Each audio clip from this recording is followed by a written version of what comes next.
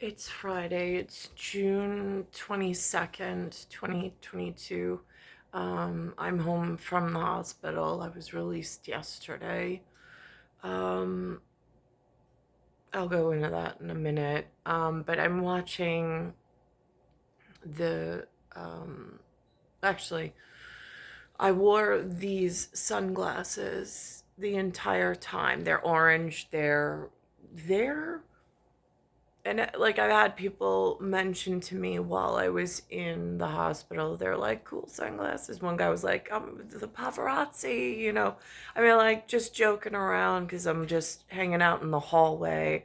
And I'm like, yeah, well, if you didn't have like Broadway lights like right over my head, I mean, it is like obscene. It is like a operation room in the middle of the hallway. It's like, holy photon, like, my eyes, I don't use this much electricity at home or this much light at home. Um, it's like in this range of ridiculousness that hurts my eyes. So anyhow, so um so I wore these glasses specifically. Now, I did see where I was located in I think they call it the hallway census. So, supposedly, in theory, the clinical doctors, the clinicians, also the rest of their crew, and like they're so individually as groups, so important, they miss everything. I did mention to several groups that came over, I didn't tell Lee Jacobson because by the time he transferred me to some other doctor that I didn't want, um, and then he never came back. And she said he was on the other side of the glass, but I really felt it distasteful for me to be knocking on the glass to try to get his attention again. So I told several people about the water and how the tap water had this like oily residue filter. Like even after I filtered it and I boiled it, I didn't know what it was. They said it made my tongue almost numb. And it was almost like the color of like this. There's ambisol, which is a nerve agent that when you have a toothache they put on it, it temporarily numbs a portion of your mouth. It was almost like that kind of film that just stayed on my tongue. It was really, really weird. And then after having a few days of that, I wind up in the hospital needing blood transfusion, and my iron levels are low.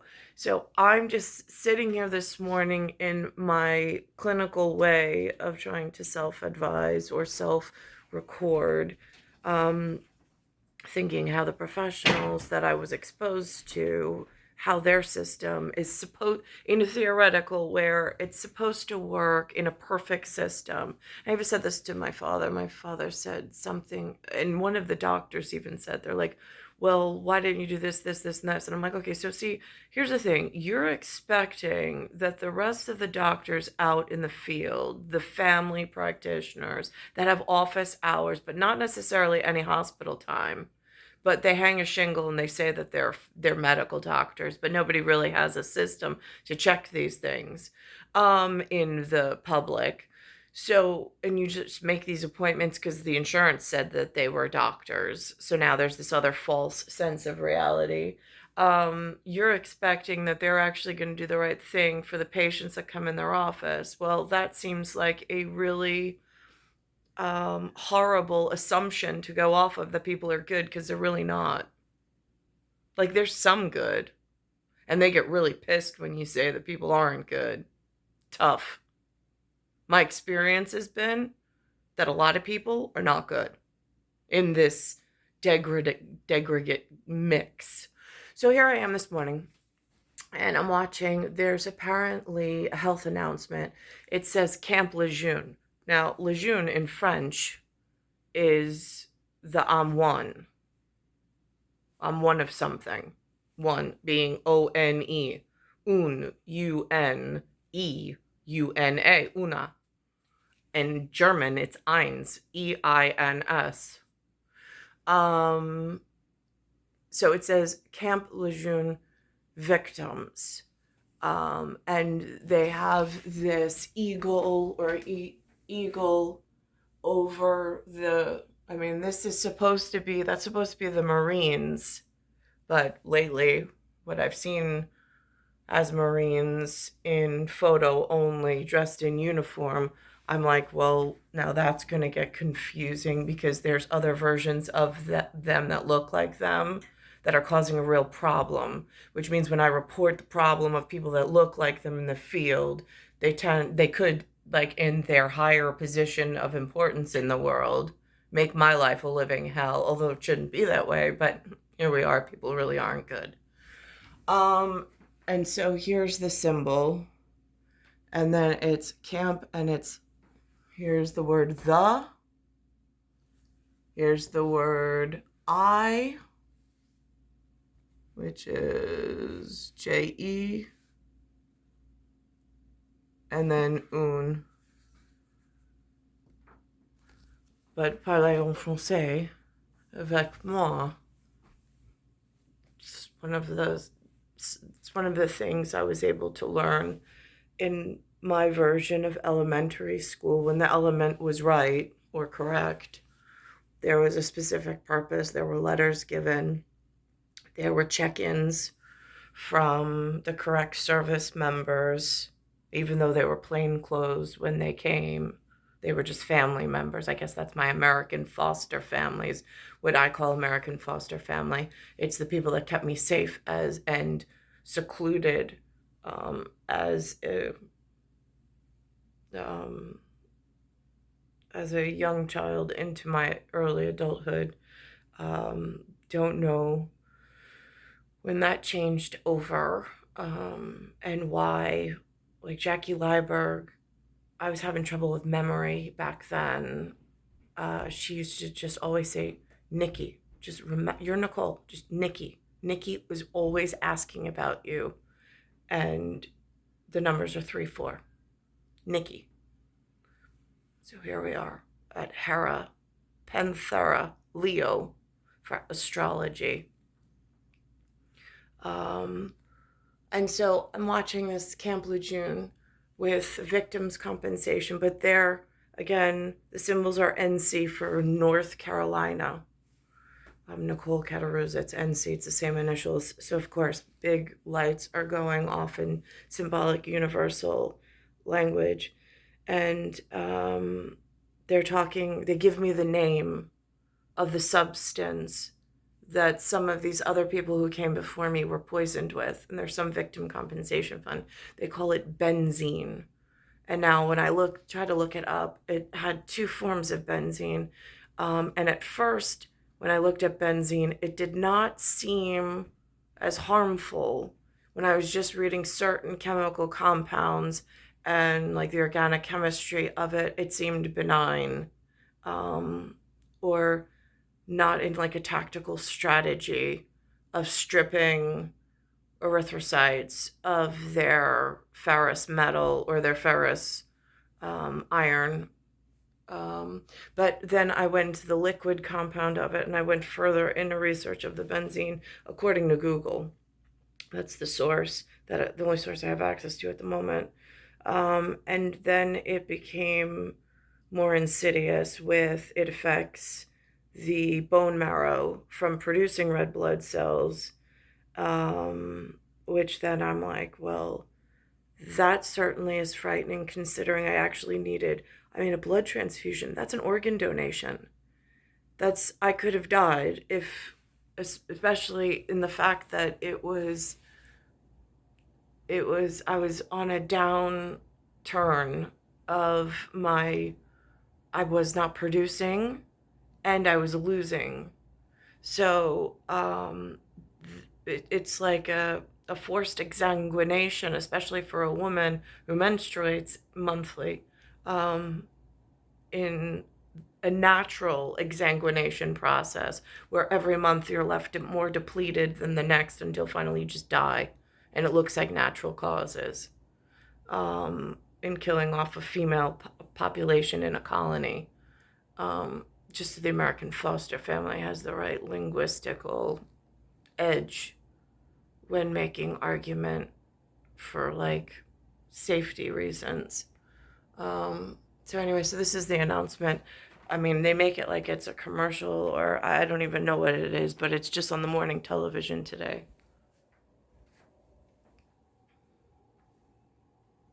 Important health announcement regarding Camp Lejeune. If you or someone you know spent time at Camp Lejeune, North Carolina prior to 1988 and developed any of these cancers or suffered any of these injuries, you may be eligible for significant financial compensation. Call Camp Lejeune victims to discuss your case now. Leaking underground tanks contaminated the drinking water with benzene and other highly carcinogenic chemicals.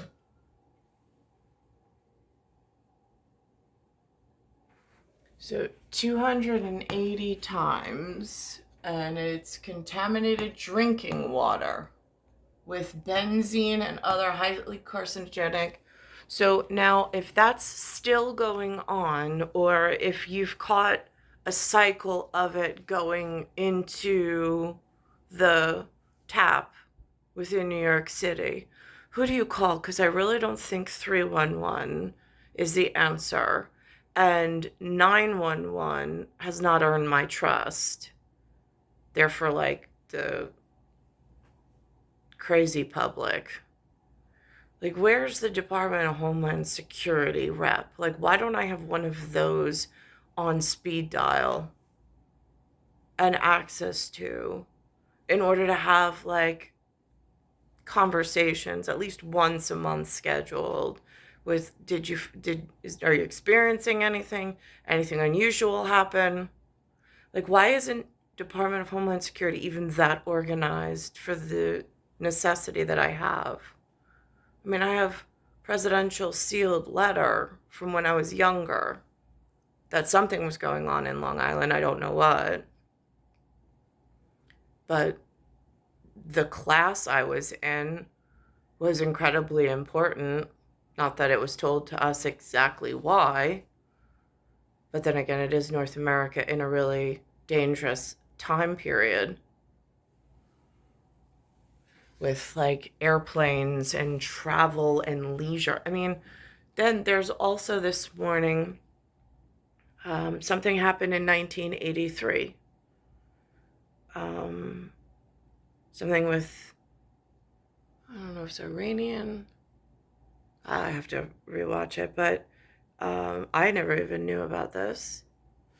But now I'm like, but there was some big explosion somewhere else in the world. But again, in the level of school that I was held in, we weren't exposed to this stuff. I mean, this is what the American foster family handles. But if the American foster family is having trouble protecting you or has lost communication with you directly, how do you re-engage communication for your own protection and safety and to contribute to them with the type and level of intelligence that they need in order to do their job properly? Up to 280 times acceptable levels in some instances. There have been numerous reported cases of exposed personnel developing cancer and other serious health conditions. It is critical to take action and call Camp Lejeune victims now. If you or someone you know spent time at Camp Lejeune before 1988 and you developed any of these cancers or injuries, call to determine your eligibility for financial compensation now. If you don't win, you pay nothing. Call 800-896-6504. That's 800-896-6504. You're watching CBS 1. So now this is really confusing for me also, because I'm obviously in New York. I'm downstate New York, borderline Jersey, Pennsylvania, just floating in the ocean as a separate entity than the continental part. So that, because I don't know how many islands you need for an archipelago to exist, but again, the borough system is now it's interconnected by bridges. I'm not quite sure jurisdiction-wise in the low section of diction what that actually means, since nobody's explained that to my level of human. But I'm watching now there today, if it wasn't for this acknowledgement on the TV at the same time of me just getting released from the hospital, I would have no idea what happened in 1983. I wouldn't even know where to begin to look to see what happened, especially since it happened like halfway around the other world. But it's important because now with this increase in air traffic and human trafficking, some of the angry population from there are here. Hence, they had this terror on the airlines thing, which I really don't know much more than just the words enough conjure up enough fright. I don't need to know specifics, especially based on the fact that I just got out of the hospital and I have no idea what's operating inside and around New York. Welcome back to CBS Mornings. When the U.S. pulled out of Afghanistan last year, the Biden administration made a Oh, and it's really interesting that there's an Afghanistan consulate, or there was, consulate, whatever that means, between Queens and Nassau County. I have no idea how it opened. I don't know on whose authority, but it was here. I don't even know if it's still open because now all of a sudden they're no longer allowed to fly an Afghanistan flag. They're flying some version of the United States flag, but altered, which I don't even know if that's allowed because I don't have anyone to ask these questions for that perhaps had a Citadel education. controversial decision to seize $7 billion in assets from that country's central bank. Half of the money is earmarked to help the Afghan people, and the other half is for 9/11 families seeking compensation. But now there's another group of terror victims who say they should also get some of that money. Our senior investigative correspondent, Catherine Herridge, has the story. Catherine, good morning. Good morning, Tony. In 2015, with bipartisan support, Congress created a fund to compensate terrorism victims. Financed through fines and penalties, it's allocated more than $3 billion of claims. But when the Afghan money was frozen, the process was different, impacting hundreds of American families. How many pieces of glass have been removed over the years? Probably 30 or 40. 77-year-old Bob Essington recalls April 18, 1983, as the day terror rained down on the U.S. Embassy in Beirut, Lebanon. Okay, so Beirut, Lebanon. And it happened in 1983, as far as like messages go, because April is represented by a 4. So 19th century, 8th decade, 3rd year.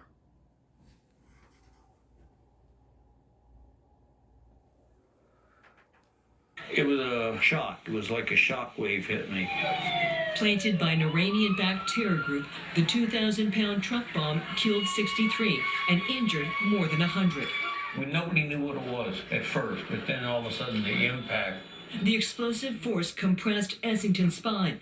Now here's a quick question for a woman who's been hurt in New York and who has future generation to think about already in the field as well. Why in school are they not being taught about what an Iranian terrorist group looks like visually so they can spot terror in their homeland?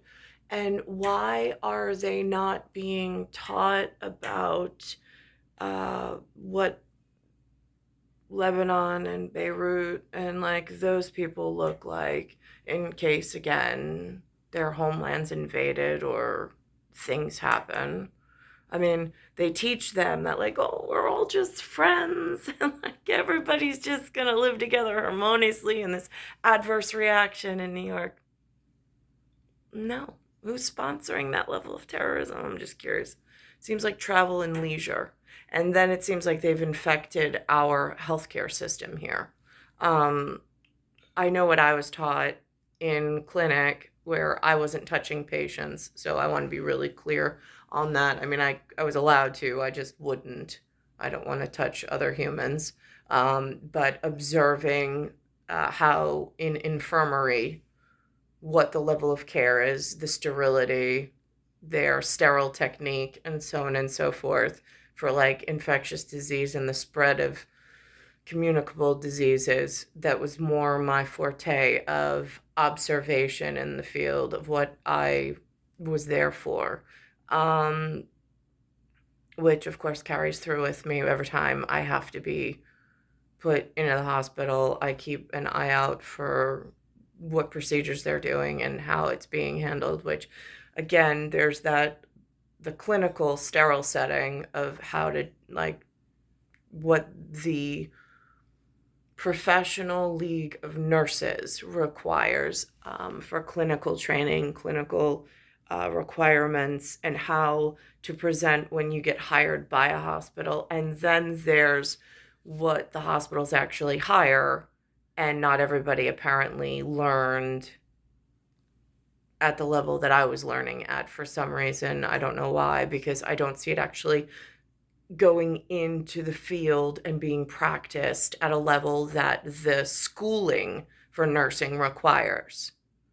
And I don't know how reporting of that goes, if you see violations, that kind of thing. Again, it's a really hard system, especially with the new hiring practices, which are also unsterile and makes all sorts of future problems for the true professionals trying to do the right thing, and not get fired, not start trouble. But like, why isn't there an overall system in place to root out these non-professionals posing as professionals in the field? It's really frightening. Permanently impairing his mobility. I have a stimulator implanted in my hip with 14 plates on my spine. If I shut it off, I go into instant pain, and there's nothing to stop the pain. After the U.S. pulled out of Afghanistan and froze $7 billion in assets from that country's central bank, the Essingtons, along with other families, expected at least some of the money would go to a general compensation fund created by Congress to benefit U.S. victims of terrorism. But President Biden's executive order earmarked $3.5 billion to support the urgent needs of the people of Afghanistan. The remaining $3.5 billion was left for a New York court to decide compensation, with a small group of 9/11 families with claims against the Taliban at the head of the line. We're not going to get anything for what happened to us. You know, it's like the government doesn't care anymore. That's what's frightening. What if your government does care? It's just your government has been really hurt on the inside, and their birthright of what qualifies as government has been kept even from their person as to how to communicate and what words to use. There is another thing on here about not Elizabeth II, but Elizabeth I, with some actress who's German born, who was actually born a countess. And then she takes on this role, but she, again, and then they ask her what the difference is between countess and British, and she was born German, and she's whatever. I'll show what happens and what ensues. But there's a lot of confusion right now.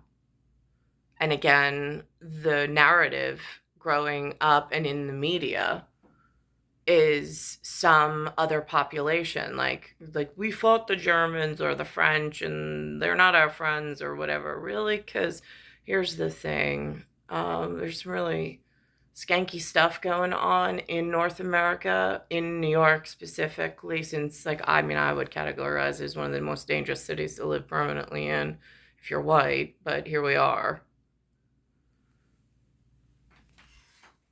How unusual is the president's executive order on the Afghan funds? It's very unusual, but the whole thing is unusual. Ken Feinberg has overseen more than $20 billion in victims' compensation. I mean, like, I haven't heard of American princesses. They don't use American countesses. They don't use American duchess.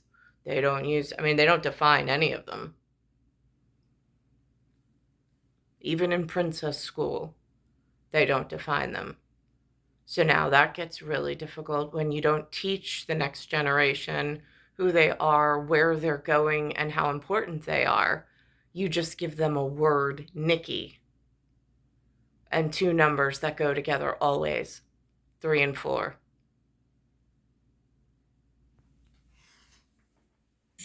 Including claims by 9/11 families. Was the U.S. Victims of Terrorism Fund a viable option for the money? Absolutely. Feinberg said the federal court was also an option to handle victims' claims, but no decision was without controversy. You're going to get frustration and emotional disagreement and anger no matter how you distribute $3.5 billion. Victims of terrorist attacks in the 80s and 90s against U.S. embassies and military installations sent this letter with over 400 signatures to President Biden, urging him to change course, writing, "The Victims' Compensation Fund was created for exactly these moments, for the benefit of all U.S. terrorism victims, not one small group." The White House told CBS News the administration undertook extensive analysis on this complex issue that factored in the urgent need for Afghan aid and victims' compensation, adding the administration could not simply transfer it to the Victims Fund. These programs are more than just sort of taking a calculator and deciding who gets what.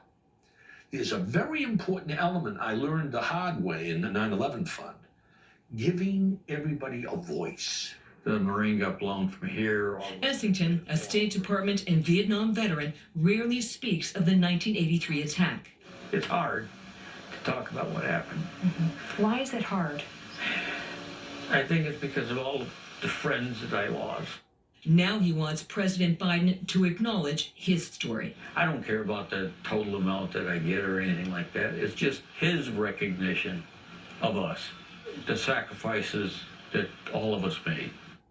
And earlier this month, more than 300 veterans and families wrote to House and Senate committees urging them to support legislation that would redirect the money to the Victims Fund. And there's another factor. Critics of the president's executive order say it punishes the Afghan people who face a humanitarian crisis and that all of the money belongs to them, Gail. All right, Catherine. Very interesting story. Thank you very much. And then the news, the narrative, the spin, and the whatever of who's protecting this area is now being filtered here as like the main voice of the CBS and the Channel 2. So that gets really confusing with Paramount Global and some other really frightening shares of stock and pensions and whatever. I mean, I have nothing, but I see that they're taking part in taking care of themselves very well. Now here is Gail promoting, selling this. I mean, here's what happened. She's telling the story of a man who came at the same time that I'm being withheld from the Nikki, the 3 and the 4 that I belong with and to.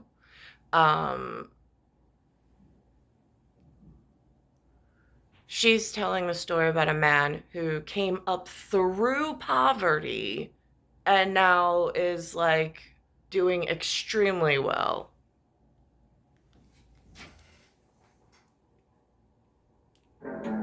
Far better than I could accomplish in the same area for I don't know what reason. Icon. He is certainly that. After his song Make Him Say topped the charts, he went on to build an empire investing in everything from fashion to real estate and spreading a message of racial equity through financial empowerment. That was his thing, still is his thing.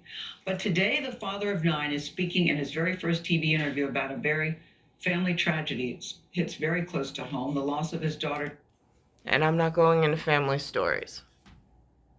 And so now here's the story about this countess, this German countess, who's playing a part of Elizabeth I, and how to learn about British whatever in her real life frame. And it says it's coming from that source. Speaking of royalty, over the years, many actresses have played and portrayed Queen Elizabeth I in TV and movies. Some of your favorites might come to mind. Think about performances of icons like Margot Robbie, Kate Blanchett, and Helen Mirren. I've never seen any of them. Now we've got a new favorite to add to your list, Alicia von Rittberg. She takes on the monarch's early years in the New Stars TV show Becoming Elizabeth. The story begins after the death of King Henry VIII, when the princess is thrown into the turmoil and intrigue of the English court. In this clip, her younger brother, King Edward, tells her that a Danish prince is coming to meet and marry her for a political alliance. Take a look. A marriage of convenience indeed. So they come here to view the goods before buying. Do you reckon me 15 or 16 hands, sire? You're quite pretty. I'd have thought you'd be happy to meet a man before you married him. No one was going to let me meet the Scottish girl when it was set on me to wed her. She was a 5-year-old. She would have been a stranger to the school. You could have locked her in a cupboard if you so wanted. But I will be the stranger. I'm not going to lock you in a cupboard.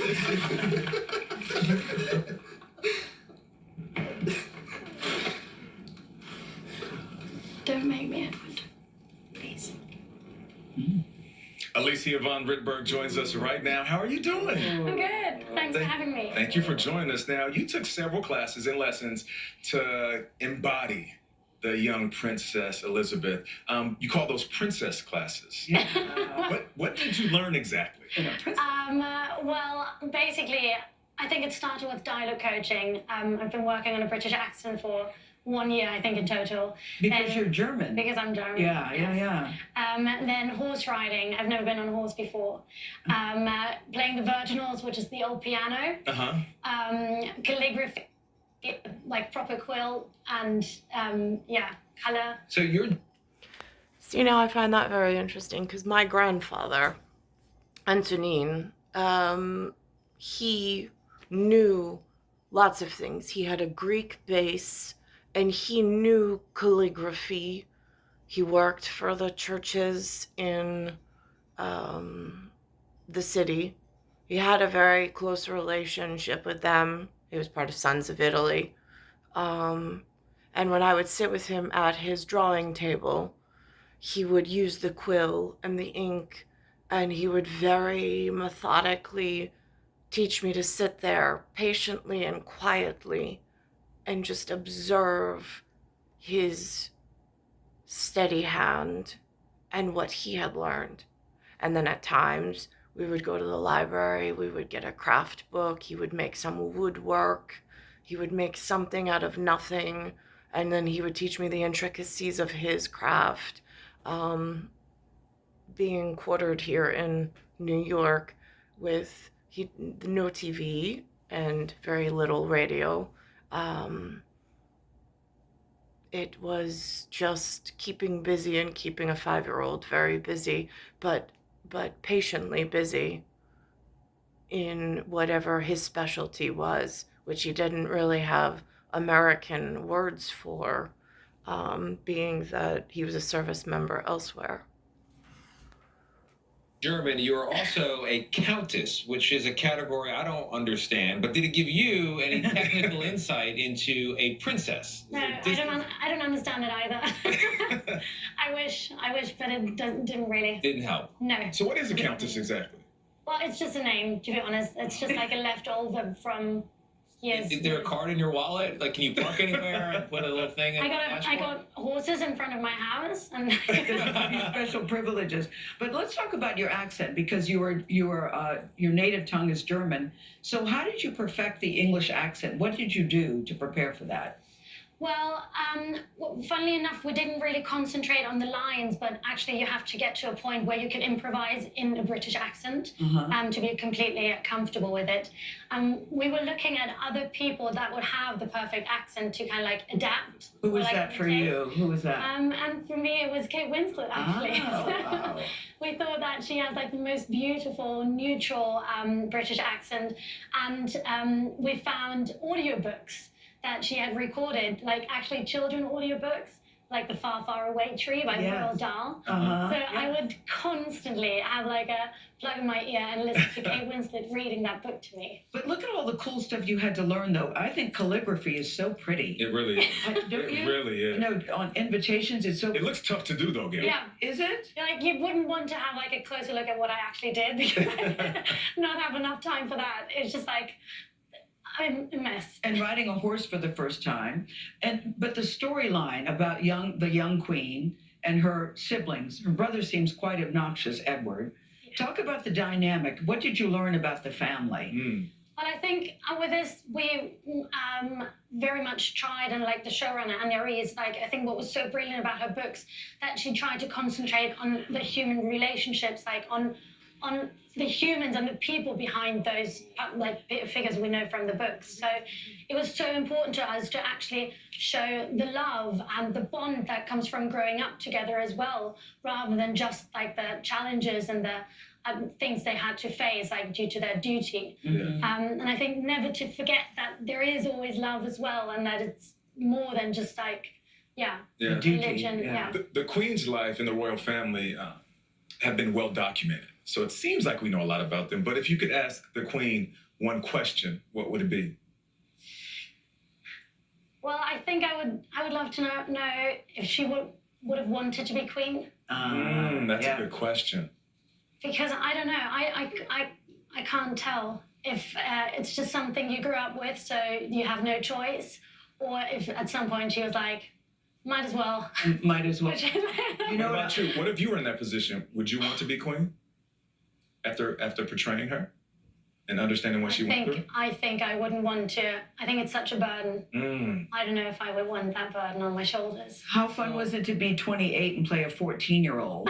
and you dyed your hair red for that. Yeah. Oh, you were going to ask about the hair? Very much became it almost started to grow out red at some point because I dyed it. So we love Stars in our house, the network. We watched all of Outlander. This is going to be a delicious series. I'm confident we're going to consume all of it. Part of what's fun about it is the costumes and also the realism. You only shot with candles and natural light. Do I have that right? I think the candles, I needed that to look 14 as well. It is, but you're right. It's like it was so immersive. It was like they built that world. It was all natural light. It was like you could like shoot in a 360-degree way and wouldn't catch a single like I don't know stand or something, because it was all candles and real. You could touch everything, you could use everything. And I think that made it so, like, it was, for us actors, it was the dream. It was, completely immersive experience. You know what, Alicia, as well. Yeah, that would not be my dream if we'd only shot by candles. You have no, like, so troubled. When we blew our nostrils at night, it was black. Oh, wow. Yes, it was like... That's a great deal. Well, Alicia von Rittberg, thank you so much for joining us. Thanks for having me. You.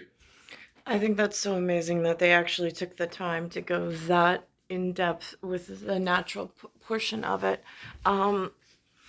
So for myself, again, with just coming out of the hospital, is it benzene that's added to the water? Is that, I mean, they were saying that COVID does these cycle things. I don't really know. President Biden came down with COVID, is what they're saying now on the news.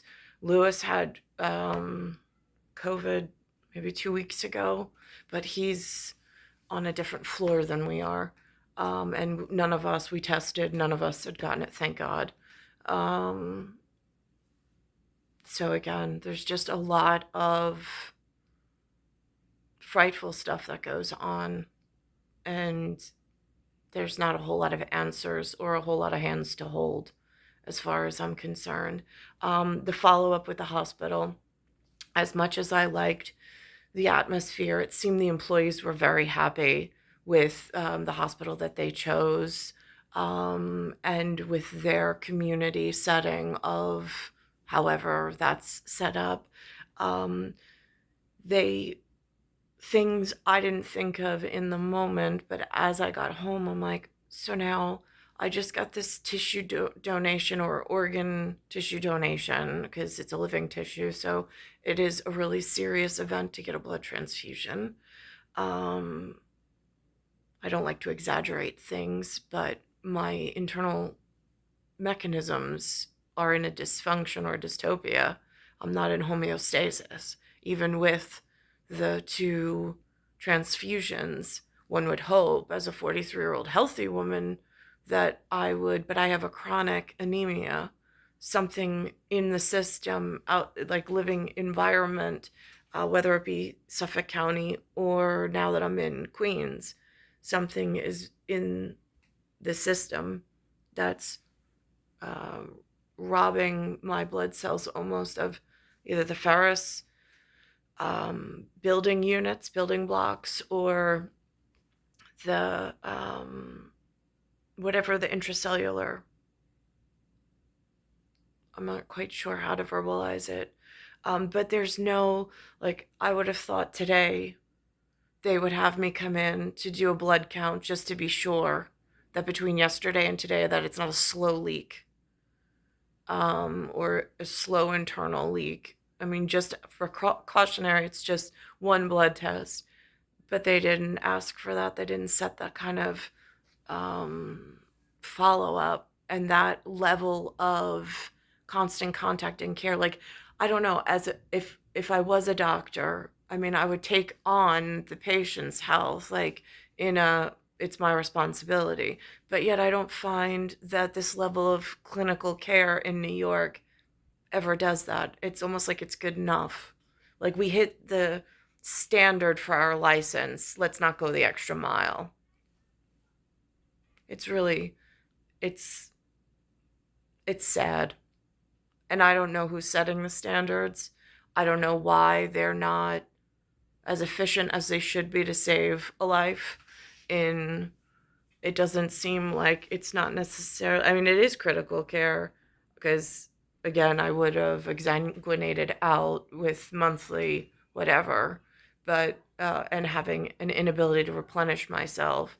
But it's not like that TV show level trauma critical care. But I think that the TV shows really have set the bar at this unrealistic expectation because the emergency rooms here in the US do not function, at least the one here does not necessarily function at the level that I see some of the TV shows have it functioning at. So again, the expectation is that they really should have a little bit more, if they have the time and they have the staff. Why was it? I mean, I'm going for more infusions of iron over a set period of whatever their standard is in recommendation. But why are they not having me come back to draw blood just one more time to make sure that I'm maintaining the infusion of the blood transfusion, or maintaining the blood transfusion? That I'm not clear on. And I didn't think to ask it yesterday, and I don't have like a set contact. They gave me an outside contact for their office, so I'm going to call and try to follow up that way. So I'm thankful that they did give me a business card. But